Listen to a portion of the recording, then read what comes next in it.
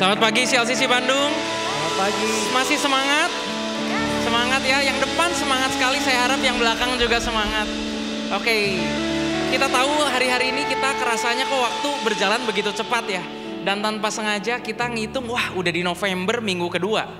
Dan sebentar lagi kita menghitung beberapa minggu lagi kita sudah selesai di tahun ini. Saya harap saudara dan saya di tempat ini sama-sama bertumbuh. Sama-sama kita ngalamin Tuhan dari waktu ke waktu dan kita gak sekedar cuma hadir aja. Seperti yang kita sadarin waktu berjalan dengan begitu cepat. Semua serba instan bukan? Hubungan mudah dimulai tapi juga mudah selesainya. Komitmen mudah diucapkan tapi mungkin kita juga gak segitunya tuh di perjalanan. Kesetiaan kadang-kadang menjadi hal yang sangat langka di hari-hari ini. Apalagi ketika keadaan di luar kendali kita. Tapi satu hal yang pasti, hari ini kita akan belajar sesuatu hal yang luar biasa. Karena kita belajar bukan melihat kesetiaan dari kita, tapi kesetiaan dari Tuhan kita. Tuhan gak pernah sekalipun meninggalkan kita.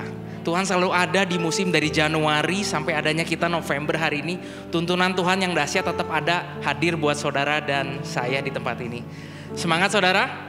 Ya, jadi berita Injil, kita diselamatkan bukan karena kesetiaan kita, tapi kita diselamatkan karena Tuhan setia sama saudara dan saya. Tuhan berikan hidupnya supaya kita punya kehidupan. Oke? Saya mau undang saudara sekalian untuk sama-sama bangkit berdiri. Ada satu ayat perenungan yang kita sama-sama bacakan.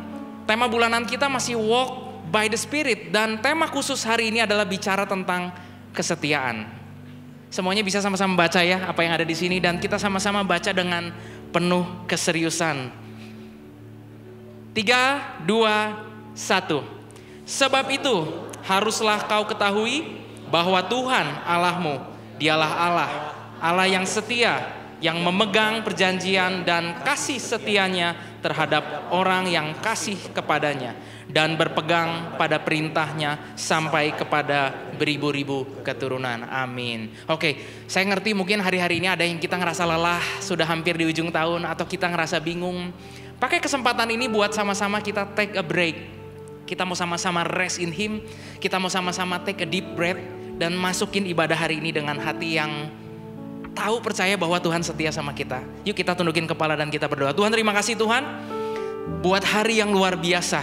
Kami hanya mau mengucap syukur karena kita mau declare bahwa you are a good God Tuhan. Terima kasih Tuhan di setiap musim kami gak pernah sekalipun ditinggal sendirian. Kami tahu bahwa Engkau adalah Tuhan yang setia. Engkau Tuhan yang ada berjalan di depan kami. Ketika kami bingung pun Kau ada di depan kami. Kau mengasihi kami, Kau setia kepada kami bahkan ketika kami tidak setia. Terima kasih Tuhan. Kami percaya Tuhan Roh-Mu sudah memenuhi tempat ini Tuhan. Dan kami siap Tuhan menyembah Engkau Tuhan. Terima kasih Tuhan, Kau layak dipuji, Kau layak disembah. Hanya dalam satu nama, nama Tuhan Yesus. Sama-sama katakan amin. Boleh kasih tepuk tangan buat Tuhan Yesus. Amin. Selamat siang saudara, selamat siang CLCC Shalom. Berapa banyak yang hari ini merasakan kesetiaan Tuhan dan siap memuji Allah kita. Amin. Boleh lambaikan tangannya yang siap memuji Tuhan. Kasih tos kanan kirinya bilang, Tuhan Yesus sayang kamu. Hey.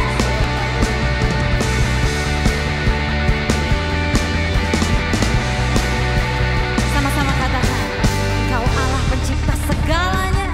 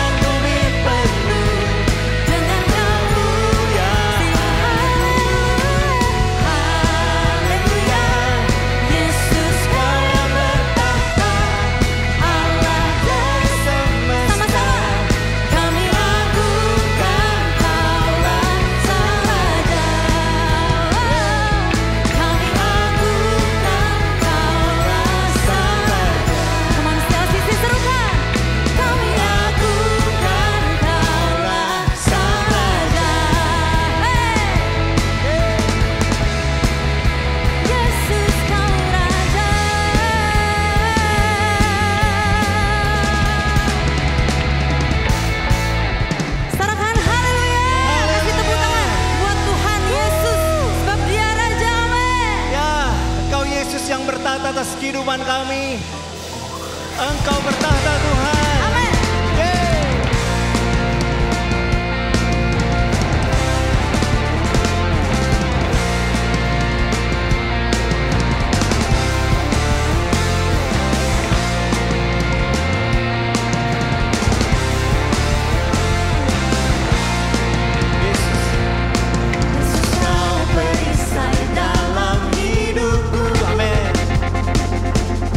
Kuasamu sanggup menghancurkan kutu. Kau kalahkan maut dan taklukkan dunia. Ku bersorak serukan Kau yang terhebat. Kasih-Mu Tuhan, Kasih-Mu nyata di dalam hidupku. Amin. Kau selamatkanku dan tebus dosaku. Kaulah yang terbaik, kuasa-Mu sempurna. Kau juru selamatku yang bertahta selamanya. Kaulah Tuhan, kebenaran yang hidup, yang berkuasa. Selamanya di dalamku, Kau terhebat.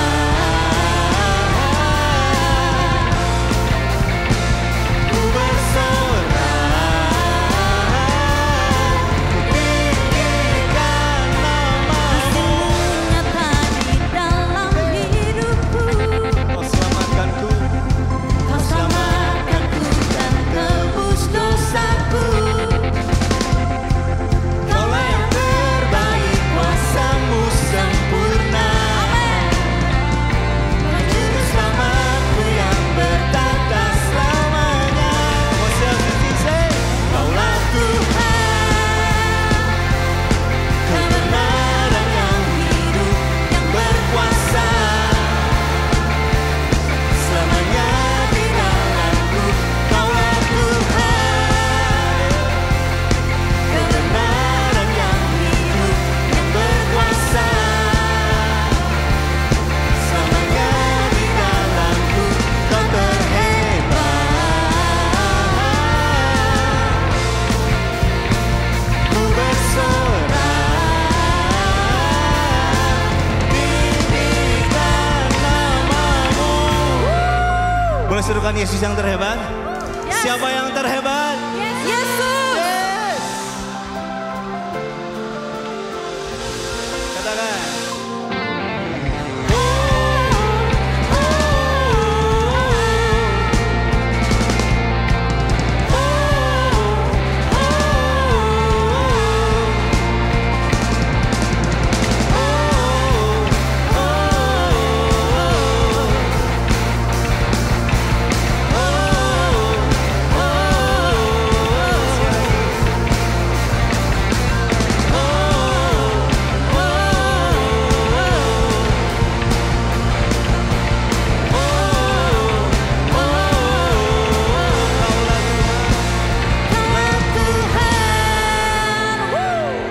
Kebenaran yang hidup, yang berkuasa.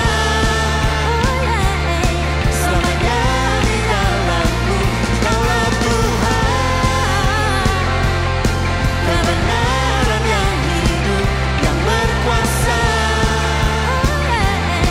Selamanya di dalamku, Kau terhebat. Ku bersorak, ku bersorak.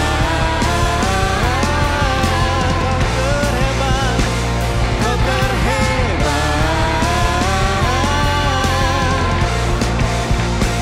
Ku bersorak, ku tinggikan nama-Mu. Kau bertahta. Yes. Haleluya.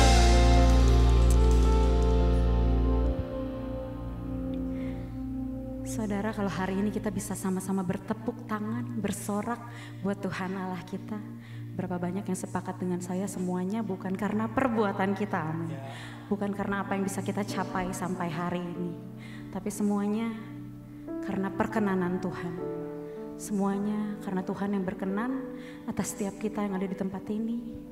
Karena Tuhan yang sudah bermurah hati untuk setiap kita. Tuhan yang sudah begitu setia di sepanjang hidup kita. Tuhan yang terlalu mengasihi saudara. Tuhan yang bahkan merelakan nyawanya, bahkan mencurahkan darahnya biar kita hidup.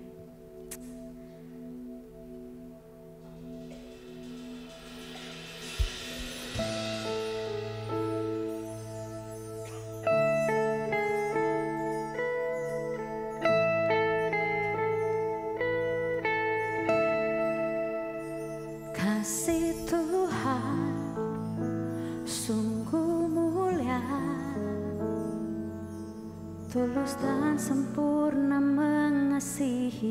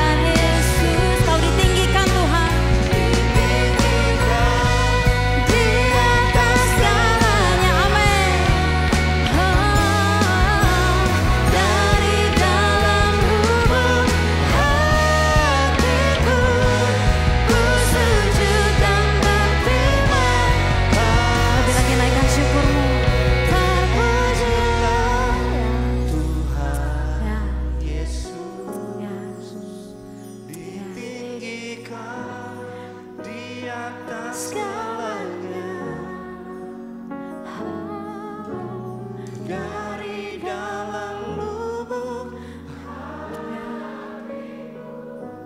ku sujud dan berterima kasih. Terpujilah ya.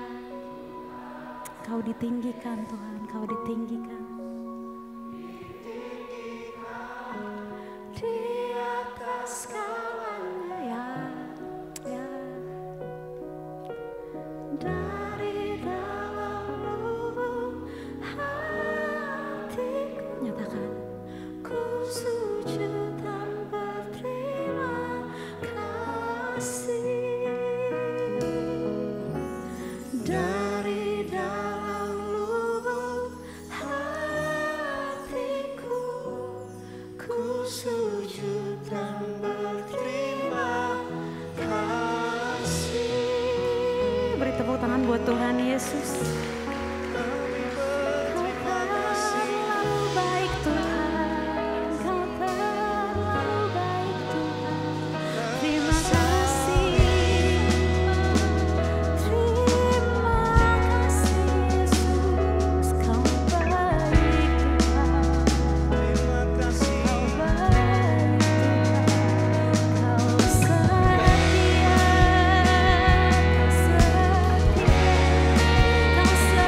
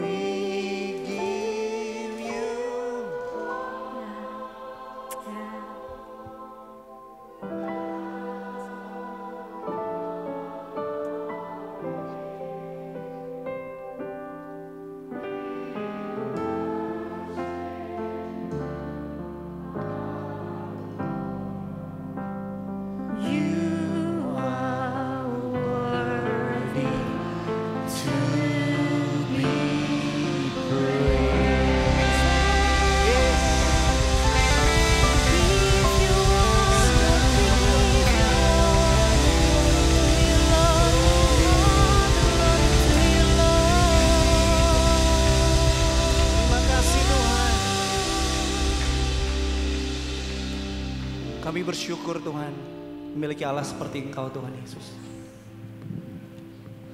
Yang sangat setia bagi kami. Mau berkorban di kayu salib untuk menebus dosa kami. Terima kasih Tuhan untuk keselamatan yang kami boleh terima. Terima kasih Tuhan, Engkau baik, sungguh baik. Biarlah Tuhan setiap puji sembah kami hanya untuk kemuliaan bagi nama-Mu Tuhan Yesus. Dan Tuhan pagi hari ini kami mau terima kebenaran firman-Mu. Kami percaya kebenaran ini membebaskan kami, memulihkan kami, membuat kami semakin ada lebih mengasihi Engkau Tuhan. Terima kasih. Berkati Pastor Kenny Tuhan. Biarlah Tuhan apapun yang sudah dipersiapkan, Tuhan yang pimpin hati, pikirannya, setiap ucapannya dengan Roh Kudus-Mu. Sehingga yang keluar dari mulut biarlah itu semua berasal daripada Engkau Tuhan. Terima kasih Tuhan Yesus. Pimpin setiap hati kami. Ajar kami menjadi murid yang mau dengar akan kebenaran firman-Mu. Dan bukan hanya mendengar dan mengerti, tapi kami melakukan kebenaran firman-Mu dalam kehidupan kami. Terima kasih Tuhan Yesus yang baik. Engkau baik dan sungguh baik. Terpujilah nama-Mu. Di dalam nama Tuhan Yesus Kristus, Juru Selamat kami yang hidup, kami berdoa mengucap syukur. Haleluya.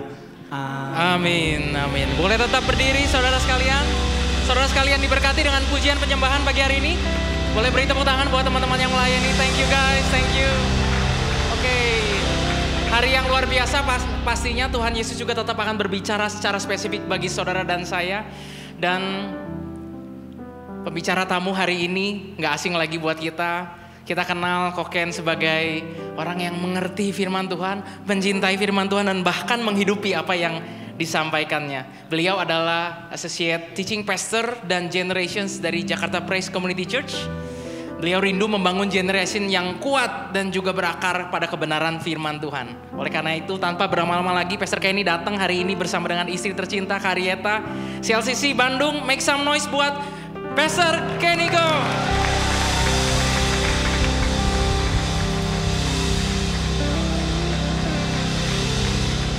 Shalom saudara semua, selamat pagi.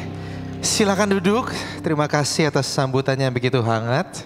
Terima kasih tim pujian penyembahan luar biasa hadirat Tuhan di tempat ini. Apa kabar saudara semua, baik? Senang sekali bisa kembali di CLCC dan terima kasih untuk Pastor Andi dan Kak Nining beserta seluruh tim yang ada. Kemarin baru kenalan dengan Pastor Dudung dan Cihana juga ya. Senang selalu kalau kesini dapat teman baru ya. Dan hari ini tentu saudara tahu bahwa saya ditemani istri saya Arieta. Supaya saya bisa survive 4 ibadah saudara hari ini ya. Siap mendengar firman Tuhan? Boleh kita hampiri Tuhan sekali lagi? Saya perlu untuk berdoa sebelum kita dengar firman Tuhan. Bapa dalam surga, kami bersyukur atas kasih setiamu untuk setiap kami. Kami tahu bahwa Tuhan hadir di tengah kami dan Tuhan melihat, Tuhan peduli dan Tuhan tahu situasi kami masing-masing. Melalui hal-hal yang kami gak mengerti tapi Tuhan pegang kendali. Dan Tuhan tahu bahwa hari ini setiap kami yang mau membuka hati dan pikiran akan Tuhan kenyangkan dan berdoa agar Tuhan bekerja melampaui keterbatasan manusia, keterbatasan hamba-Mu sendiri, tapi Roh Kudus-Mu yang bekerja dalam setiap hati dan pikiran. Kami siap mendengar firman-Mu di dalam nama Tuhan Yesus. Semua yang percaya katakan amin, amin. Saya tahu saudara di tengah sebuah seri khotbah tentang buah roh. Dan saya sangat-sangat menikmati apa yang disampaikan selama beberapa minggu terakhir. Puji Tuhan adanya YouTube ya saudara. Jadi saya bisa tahu dan saya bisa mungkin berkontribusi sedikit menambahkan mungkin perspektif atau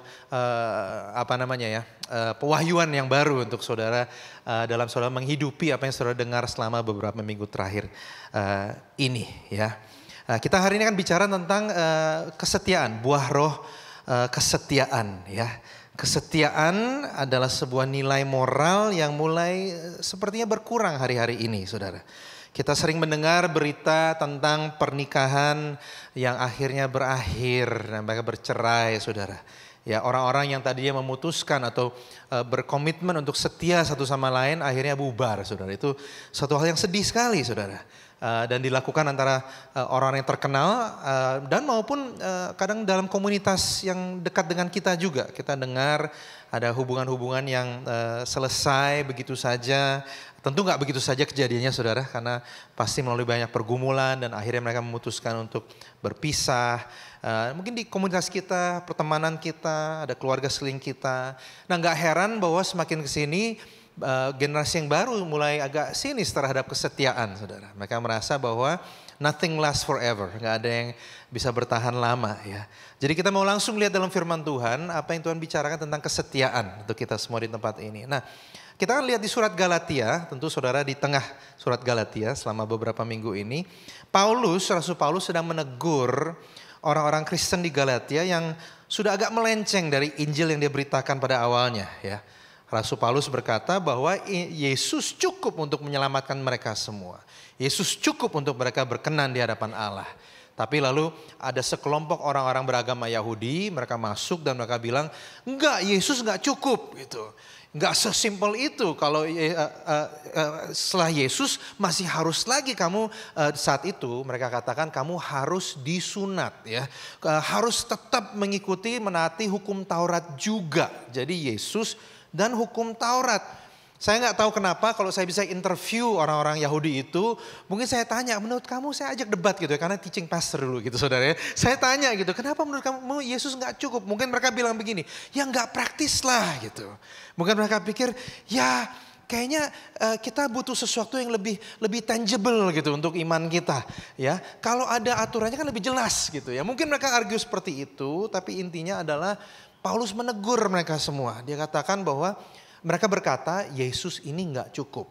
Harus ada tambahan lagi selain Yesus saja. Harus ada tambahan hukum Taurat lagi. Nah, kalau saudara pelajari dari Galatia 1 seterusnya sampai ayat yang kita baca nanti, Rasul Paulus melakukan beberapa kontras atau perbandingan-perbandingan, ya saudara ya.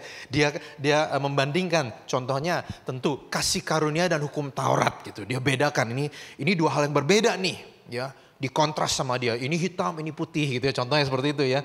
Dan dia kontras antara iman percaya dan hukum Taurat, ya. Berkali-kali dia ngomong hukum Taurat terus gitu.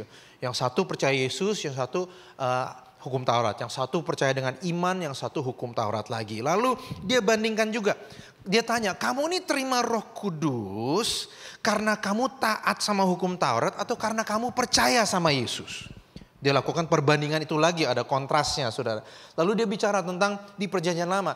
Dia bahas bedanya antara Hagar dan Sarah gitu ya.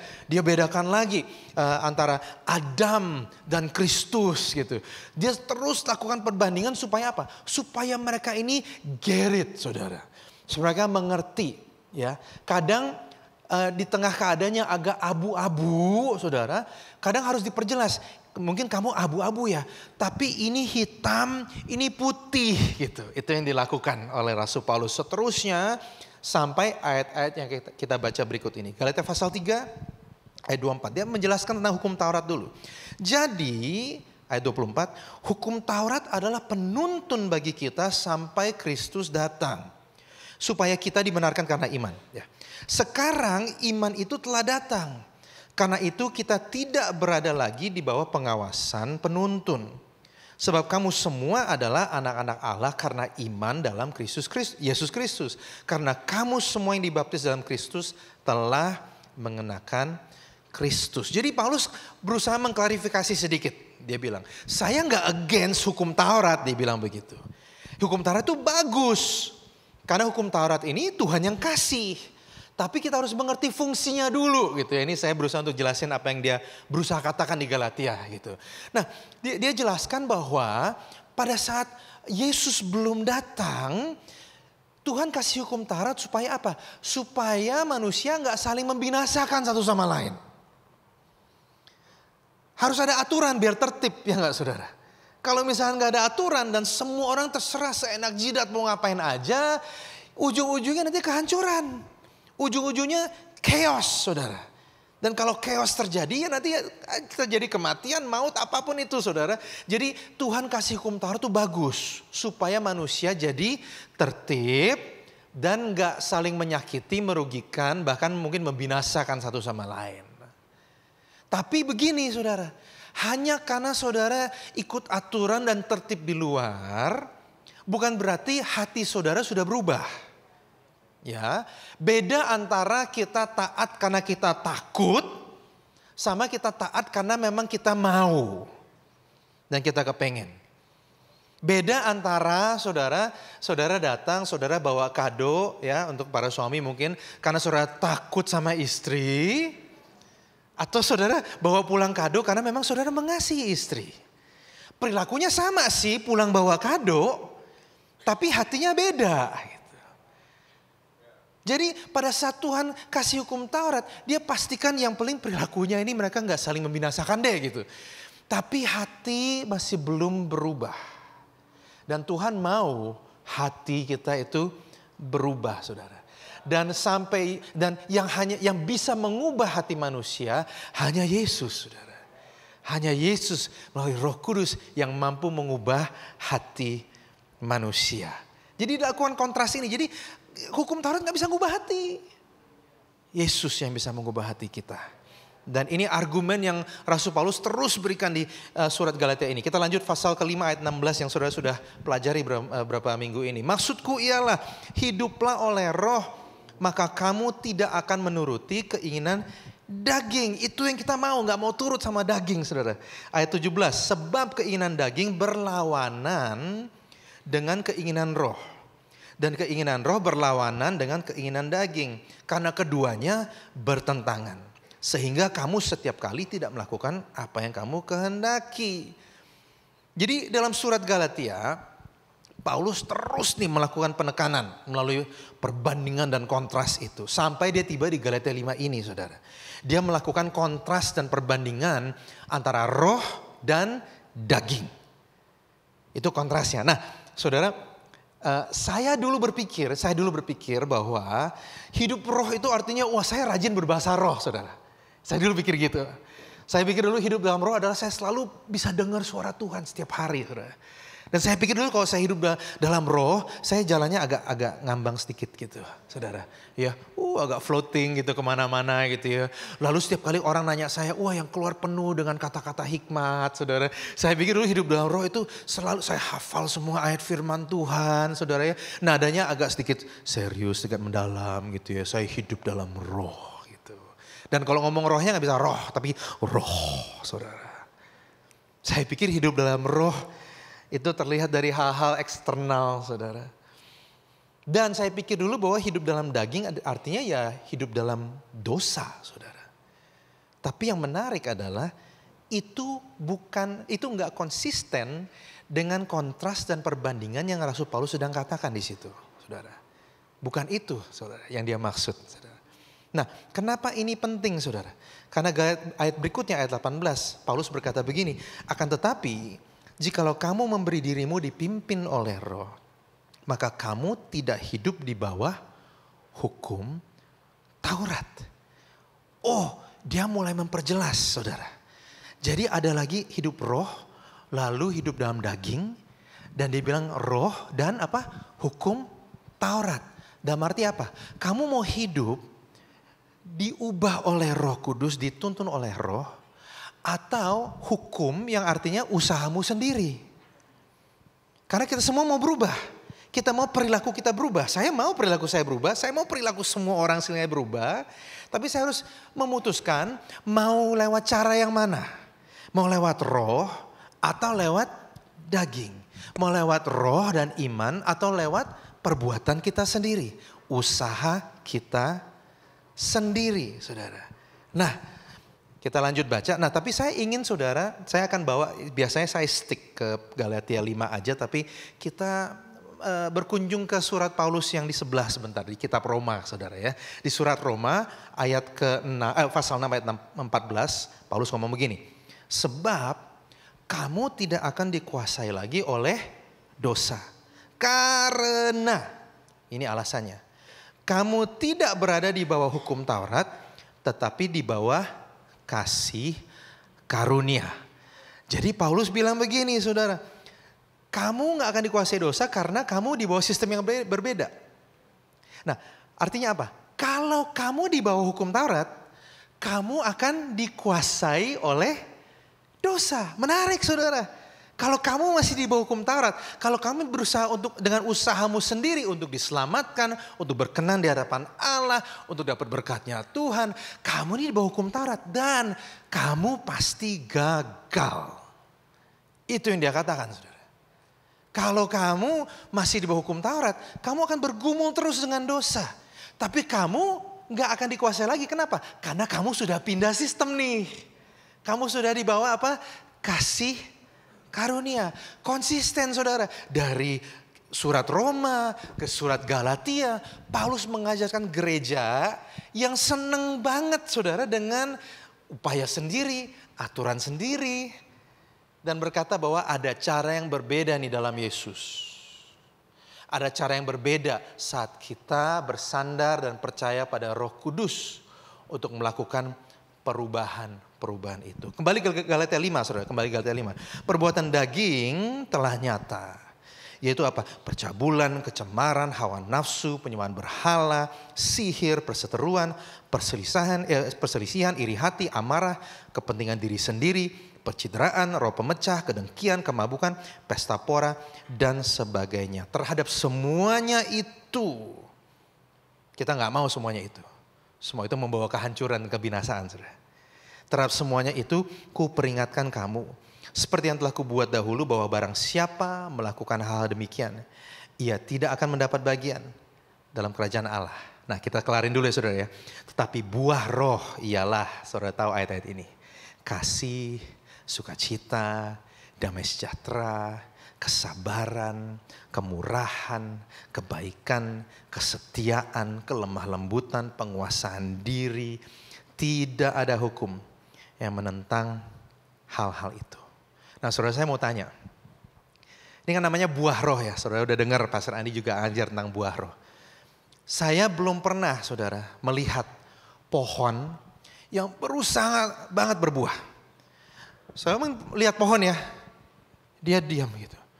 Pernah gak saudara lihat mungkin pohon rambutan gitu ya. Lalu dia mendadak suatu hari getar. Gitu. Dia mulai goyang. Baru buahnya muncul. Pok, pok, pok, pok gitu saudara. Gak ada pohon yang struggle untuk berbuah. Gak ada. Yang harus dipastikan adalah pohon itu menerima asupan yang benar. Lalu buahnya muncul saudara. Sama halnya dengan kita semua saudara. Buah roh gak muncul karena saudara berusaha banget. Saya harus sabar. Saya mau jadi orang yang sabar. Sabar. Saudara lagi berusaha fokus sabar. Ada yang toel dari samping. Wah! Saudara pikir, ya gagal deh. Saya harus setia. Saudara, biasanya kalau perubahan itu terjadi dari dalam keluar, saudara gak sadar. Yang terjadi adalah saudara rajin ke gereja, saudara beribadah, saudara menyembah Tuhan, saudara fokus kepada Tuhan, saudara terima firman Tuhan, saudara kumpul dengan teman-teman komsel, saudara bahas firman Tuhan. Untuk orang lain yang gak kenal Tuhan, saudara cerita tentang Yesus. Apapun itu, saudara kayak chill dan santai aja melakukan semua ini. Saudara ada lingkungan yang tepat, saudara dapat asupan yang tepat. Suatu hari ada seseorang yang kenal saudara lama, nyamperin saudara. Dan dia berkata, bro, sis, kayaknya lu beda banget ya sekarang ya. Lu jauh lebih sabar lo sekarang. Oh ya, saya gak tahu. Saya cuma, ya kebiasaan saya ini udah berubah sih. Saya lebih rajin baca firman, saya ke gereja, saya dengar kaset khotbah. Tapi saya lebih sabar ya. Wah dulu kan lu dikit-dikit pasti marah, bete, gampang banget baperan. Tapi akhir-akhir ini gue melihat lu meresponi situasi kayaknya santai-santai aja tuh. Itu namanya buah saudara. Saudara gak mikirin tapi muncul buktinya. Gitu. Penting sekali untuk kita mengerti ini karena perubahan sejati terjadi dari dalam keluar saudara. bukan maksa jadi sabar, tapi sebenarnya dari dalam udah dengki gitu. Saudara kan, saya harus jadi orang sabar. Wah, tapi nanti gue akan ketemu si itu. Semoga gue bisa sabar gitu ya. Pas ketemu dia gitu. Itu bukan perubahan sejati. Itu hanya perubahan eksternal saja. Dan saudara tahu, perubahan seperti itu bikin capek saudara. Lama capek dan saudara ngerasa munafik sendiri saudara. Karena saudara hanya berusaha untuk tampil sabar, tampil setia, tampil punya damai sejahtera saudara. Jadi bagaimana caranya kita dipimpin roh? Caranya saudara adalah hidup di bawah kasih karunia. Apa itu artinya hidup di bawah kasih karunia saudara? Artinya begini aja, simpel aja buat kita semua yang praktis. Kita merenungkan, kita meresapi, dan mengagumi kesetiaan Allah.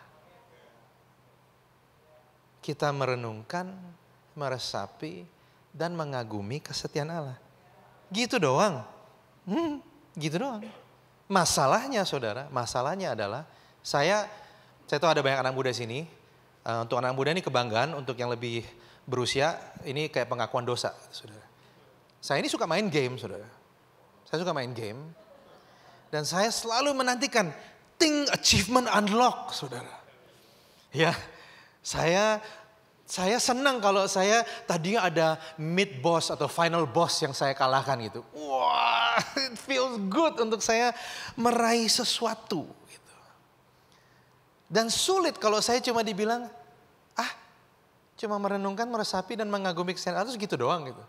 Iya gitu doang. Jadi kapan saya bisa unlock achievement saya? Gak ada. Jadi kapan saya bisa tahu saya dapat trofi? Gak ada. Kenapa? Karena dalam iman kekristenan, achievementnya bukan achievement kamu. Achievementnya adalah achievement Yesus. Dan pialanya, trofinya itu untuk siapa? Yesus. Bahkan kalau saudara baca di kitab Wahyu saudara, bahkan manusia yang dapat mahkota pun ketemu Yesus dilempar mahkotanya saudara. Kayak compared to you, ini nothing gitu. Mereka hanya merenungkan, meresapi dan mengagumi kesetiaan Allah. Nah, Allah kita Allah yang setia, Ulangan 7 ayat 9. Sebab itu haruslah kau ketahui bahwa Tuhan Allahmu dialah Allah. Allah yang setia. Yang memegang perjanjian dan kasihnya terhadap orang yang kasihnya kepadanya dan berpegang pada perintahnya. Sampai kepada beribu-ribu keturunan. Tuhan udah janjiin Yesus dari sejak kitab Kejadian saudara. Ribuan tahun. Orang pikir mana ini juru selamat. Gak datang-datang. Kita masih di bawah hukum dan lain-lain. Dia datang juga saudara. Menurut manusia kok lama banget ya? Enggak saudara, menurut Tuhan on time dan dia setia pada janjinya saudara. Ya saudara, Tuhan gak berubah seperti manusia. Dia tetap teguh pada janjinya. Bahkan saat Israel umatnya berkali-kali gagal saudara. Karena dia gak setia karena mereka layak. Dia gak setia karena kita layak. Dia setia karena dia setia. Karena itulah siapa dia. Nah, saya ingin dengan cepat kita melihat saudara di perjanjian lama. Saudara tahu bahwa dulu mereka punya budaya perbudakan saudara. Mereka punya budak ya. Di rumah tangga yang mampu mereka memiliki budak. Dan budak beda dengan ART ya saudara ya. Budak itu seluruh hidupnya dimiliki kayak barang gitu saudara. Mereka bisa jual beli juga gitu ya. Nah, ada hukum perbudakan yang sangat menarik. Kita akan baca sedikit saja di Keluaran pasal 21. Tuhan berkata kepada Musa, sampaikanlah peraturan-peraturan ini kepada umat Israel. Apabila kamu membeli budak laki-laki sesama orang Israel, dia hanya boleh mengabdi kepadamu selama 6 tahun.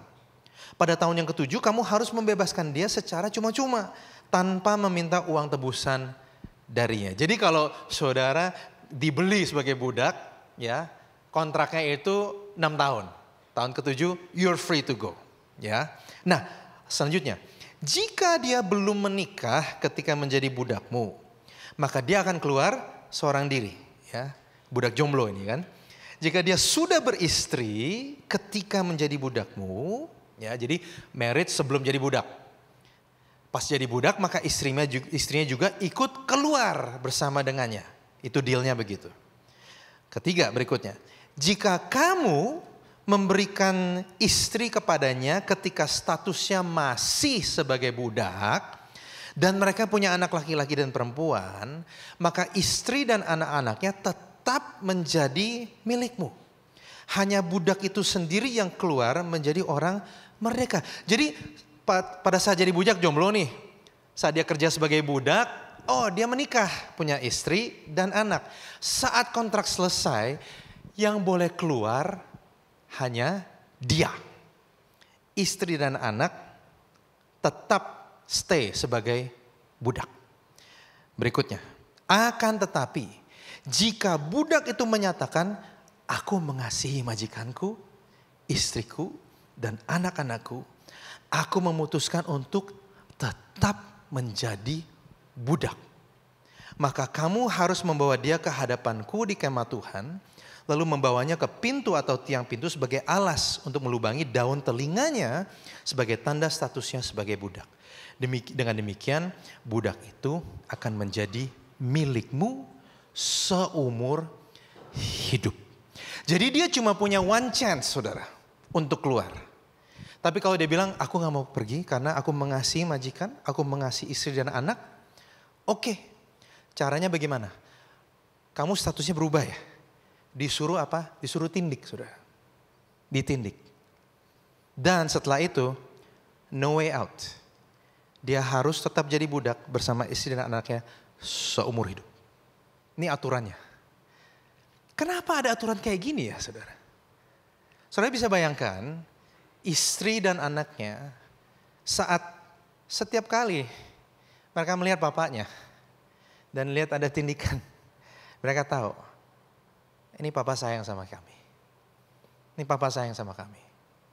Si papanya keluar, ditugasin ke pasar, ya, beli sayur gitu.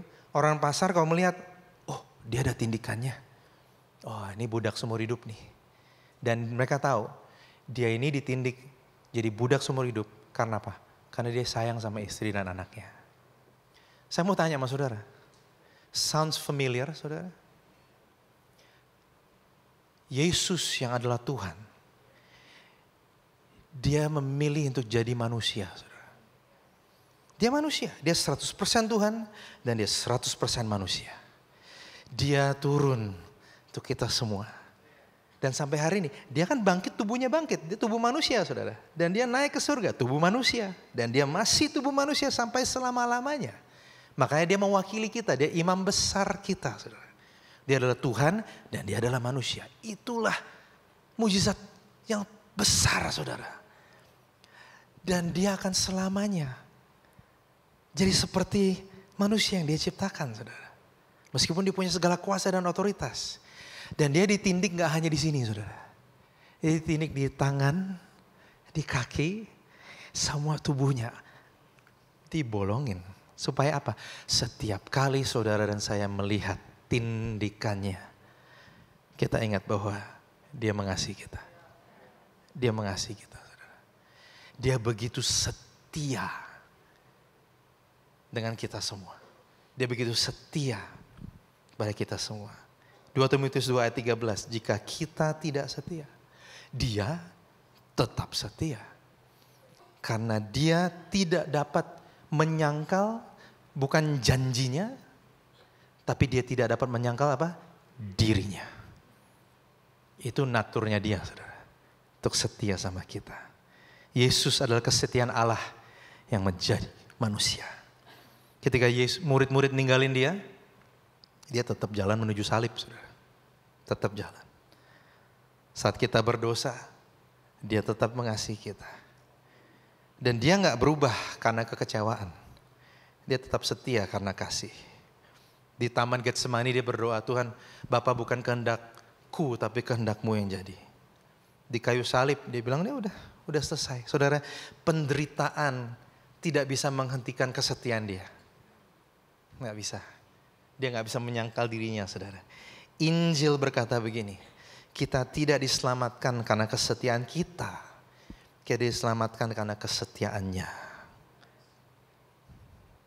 Saudara tentu ada season, masa-masa dalam hidup di mana saya berdoa. Saya bilang Tuhan saya ingin jadi orang yang lebih setia. Saya pengen lebih setia berdoa, lebih setia melayani, lebih setia sama Tuhan. Tapi seringkali niat itu berakhir dengan kegagalan, saudara. Sejujurnya. Kadang dulu, apalagi kalau saya ada di youth camp gitu saudara. Waktu saya masih remaja, masih kuliah gitu ya. Wah Tuhan, aku setia. Aku ini hidup untuk Tuhan. Tapi seiring berjalannya waktu, keadaan, lingkungan dalam kehidupan bisa membuat saya untuk lupa. Dan mungkin mengalami pressure dan tertekan untuk meninggalkan Tuhan. Sampai oleh kasih karunia Tuhan, saya belajar bahwa kesetiaan bukan sebuah beban yang harus saya tanggung, tapi buah dari kasih yang saya terima. Saya gak dipanggil untuk jadi setia supaya Tuhan terima saya. Saya bisa setia karena Tuhan sudah lebih dahulu setia sama saya. Dan mungkin kita semua ada di tempat ini yang pernah gagal untuk setia. Dalam relasi saudara, dalam pelayanan, dalam pekerjaan, bahkan dalam hubungan saudara dengan Tuhan. Kita pengen konsisten, tapi kita sering goyah. Kita pengen disiplin, tapi kita cepat menyerah. Dan kadang kita pikir kalau saja aku lebih setia, Tuhan pasti lebih sayang. Ada itu dalam pikiran kita. Padahal kebenarannya saudara, kita bisa setia karena Tuhan lebih dulu setia. Saudara, kesetiaan sejati bukan hasil usaha keras, tapi hasil dari hidup di bawah kasih karunia. Nah gini saudara, karena Tuhan setia, kita bisa tetap hadir meskipun gak dilihat orang saudara. Ya, karena Tuhan setia, kita tetap bisa mengasihi meskipun kita disakiti. Buahnya akan kelihatan. Karena Tuhan setia, kita bisa tetap percaya meskipun kita belum lihat hasilnya sekarang. Dan karena Tuhan setia, kita bisa tetap melayani meskipun hati kita lelah, saudara. Karena it's not about us, saudara. Kesetiaan bisa menjadi bentuk penyembahan kita kepada Tuhan. Untuk meresponi apa yang Tuhan lakukan buat kita. Amin, saudara. Amin. Kalau ada di antara saudara yang mungkin kecewa dan putus asa, dan saudara mungkin di sini pertama kali setelah sekian lama, mungkin ada kabar buat saudara, Tuhan belum menyerah sama saudara. Dia tetap pegang janjinya. Dia akan tetap menanti saudara. Dan dia tetap setia. Amin saudara. Mari kita berdoa. Bapa dalam surga, bersyukur untuk firman-Mu. Roh Kudus, kami merasakan hadirat-Mu di tengah kami. Kau peluk setiap hati yang sudah dingin karena merasa jauh dan gagal. Kau peluk setiap hati yang mungkin takut, gak berani memberikan lebih, melayani lebih. Dan kau nyatakan kepada setiap hati melalui bisikan Roh Kudus bahwa kau akan tetap setia sama mereka, menanti mereka. Mungkin ada saudara yang berkata, aku gak sekuat dulu. Mungkin ada yang bilang, aku capek berjuang. Dengarkan ini baik-baik. 3 kata sederhana. Tuhan tetap setia. Dan buktinya ada di mana? Buktinya ada di kayu salib, saudara. Di mana di saat kita berdosa, Dia sudah terlebih dahulu membuat jalan buat kita. Saat kita berdosa, Dia sudah terlebih dahulu menyatakan Dia akan tetap mengasihi kita semua. Tinggalkan usahamu sendiri untuk berkenan di hadapan Tuhan. Tinggalkan usahamu untuk menjadi pribadi yang lebih baik. Tinggalkan usahamu untuk jadi orang yang lebih rohani, saudara. Dan mulai percaya bahwa Dia sungguh-sungguh mengasihi, bersabar, dan akan setia sama saudara. Dan izinkan kebenaran itu mengubah hati saudara. Kami terima firman-Mu Tuhan. Di dalam nama Tuhan Yesus, semua percaya katakan amin. Tuhan berkati saudara semua. Amin.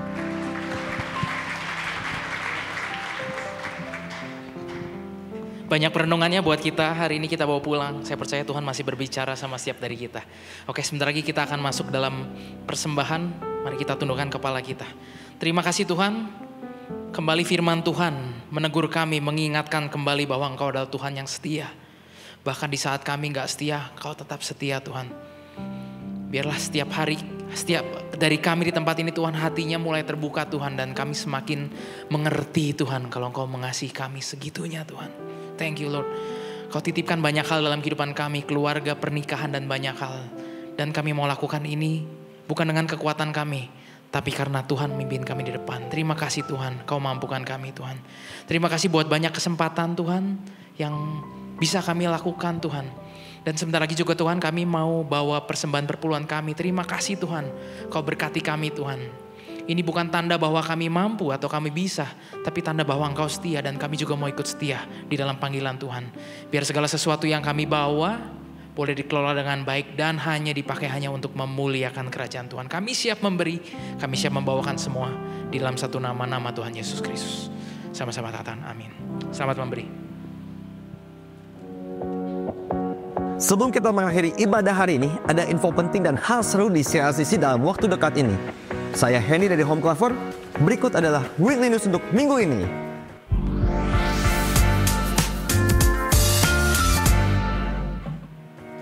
Memberi bukan soal tentang jumlah, tapi tentang hati kita mengasihi Tuhan. Memberi persembahan berarti kita ikut ambil bagian yang Tuhan kerjakan lewat CLCC. Saudara bisa memberikan persembahan melalui QR Code di layar atau transfer ke rekening BCA 233 800 9297.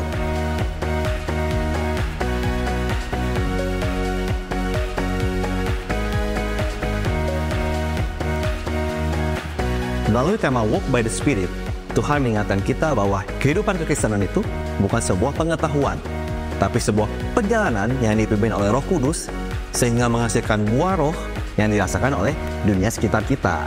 Minggu depan, tanggal 16 November, ibadah akan dipimpin oleh Pastor Surya Praba di ibadah 1-4 di PVJ dan Ariel Obadiah di Rumah Lasem.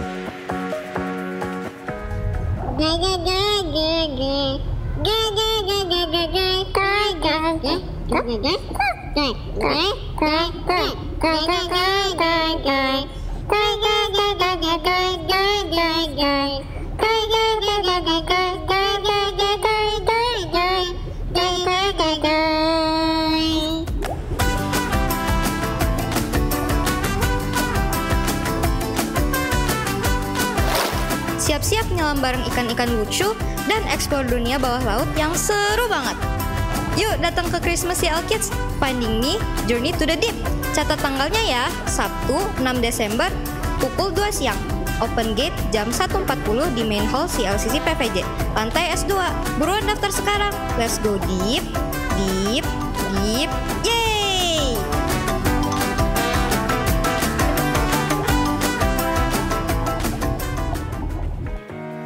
Guys, worship night yang ditunggu-tunggu datang lagi guys. Nah, acara ini kita worship night bersama Andi Ambarita pada tanggal 18 November, hari Selasa jam 7 malam di CLCC PVJ. No RSVP needed. Cukup datang dengan hati yang rindu. Bagi saudara yang sudah mengikuti Yesus dan ingin meneguhkan iman melalui baptisan air, kelas baptisan air akan segera dimulai. Kelas baptisan akan diadakan pada tanggal 20 dan 24 November dan sesi baptisan air pada tanggal 29 November. Pendaftaran bisa dilakukan melalui scan QR Code di layar. Mari ambil langkah iman dan nyatakan komitmen kita kepada Kristus. Jangan lupa tetap terhubung dengan CLCC melalui berbagai platform di sosial media. Kunjungi clcc.link/info untuk semua update acara, jadwal ibadah, dan pelayanan. Anda juga bisa follow Instagram, YouTube untuk inspirasi setiap hari. Sekian weekly news untuk minggu ini bersama saya Hendy dari Home Clover. Happy Sunday and God bless. Oke, sebentar lagi kita akan segera mengakhiri ibadah kita. Saya percaya saudara diberkati. Tapi izinkan saya ambil waktu sebentar untuk sekedar sharing dari seorang parents yang mempunyai anak teenagers kepada saudara sekalian. Saya percaya sebagai seorang parents yang punya anak teenager itu bukan hal yang mudah. Anak saya sebentar lagi masuk tahun ke-16 dan sulit. Kadang-kadang komunikasi menjadi barrier, bukan saudara? Kita ingin mendekat tapi ternyata anak malah mundur satu langkah. Kita ingin memberi kasih tapi mungkin ada kalanya disalah mengertikan. Dan di dalam doa kita kepengen Tuhan apa yang harus kita lakukan. Mungkin ada hal yang serupa yang saudara juga pernah pikirkan dan rasakan. Oleh karena itu kita rindu di CLCC kita sama-sama bertumbuh bersama. Ada kelas di mana kita sama-sama belajar mengerti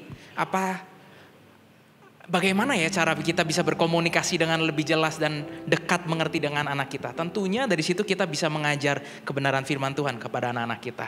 Jadi ada kelas ini, jangan saudara lewatkan. Saya percaya di sini banyak orang tua yang rindu hubungan dengan anaknya dipulihkan. Ada 2 sesi, tanggal 10 hari Senin ini dan tanggal 17 ada 2 sesi.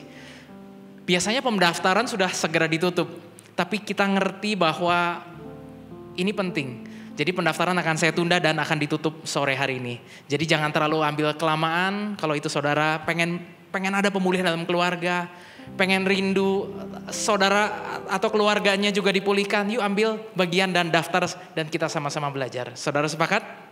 Kita rindu ya sama-sama, kita pengen jadi jembatan kasih Tuhan mulai dari keluarga kita. Oke? Dan yang terakhir, saya melihat ada beberapa orang baru di tempat ini. Jika saudara rindu ingin bertanya tentang gereja ini atau bahkan saudara yang sudah lama di sini rindu untuk didoakan. Pesan firman Tuhan yang kuat tadi yang disampaikan Pastor Kenny membekas di hati saudara dan saudara rindu untuk didoakan. Dan seperti yang kita tahu dari minggu ke minggu, ada saudara yang hadir dari kepercayaan lain di tempat ini, kita rindu untuk berdoa bagi saudara. Mungkin saudara saatnya hari ini bertanya, siapa Tuhan Yesus dan ingin meresponi. Boleh saudara tetap duduk di kursi saudara dan setelah ibadah ini kita rindu untuk berdoa bagi saudara. Oke, kita akan segera selesaikan, boleh saudara sekalian bangkit berdiri. Kita arahkan tangan buat Pastor Kenny, boleh? Kita sama-sama berdoa buat pelayanan beliau. Ya, kita satuin hati. Terima kasih Tuhan buat kehadiran beliau di tengah kami Tuhan pagi hari ini. Terima kasih buat kebenaran firman Tuhan yang boleh disampaikan dengan jelas Tuhan. Kami semakin mengerti tentang Tuhan yang mengasihi kami Tuhan terlebih dahulu. Biar setiap dari kami Tuhan bisa menangkap Tuhan pesan firman Tuhan ini. Kami mau bawakan Tuhan Pastor Kenny dan keluarganya Tuhan, Karyata Tuhan untuk setiap langkahnya boleh bercerita tentang besarnya kasih Tuhan. Engkau yang setia Tuhan, dimanapun dia berada Tuhan, mereka berada Tuhan, mereka terus akan menjadi perpanjangan tangan Tuhan. Berkatilah Tuhan keluarganya, berkatilah Tuhan pekerjaannya, pelayanannya Tuhan, kecintaan akan Tuhan dimulai dari apa yang mereka kerjakan. Terima kasih Tuhan, I speak blessing for them in the name of Jesus Tuhan. Dan sebentar lagi juga Tuhan, kalau kami akan pulang, kami mengangkat kedua tangan kami di hadapan Tuhan. Inilah Tuhan, anak-anak Tuhan yang mengasihi Tuhan dan mau mengasihi Tuhan lebih lagi. Terimalah berkat dari Allah Bapa dalam cinta kasih anak yang tunggal Tuhan kita Yesus Kristus yang menyertai kita semua mulai dari pagi hari ini dan bahkan sampai selama-lamanya. Bagi setiap dari kita yang telah menerima berkat dari Allah Bapa, sama-sama kita katakan amin. God bless you. Happy Sunday. See you next week.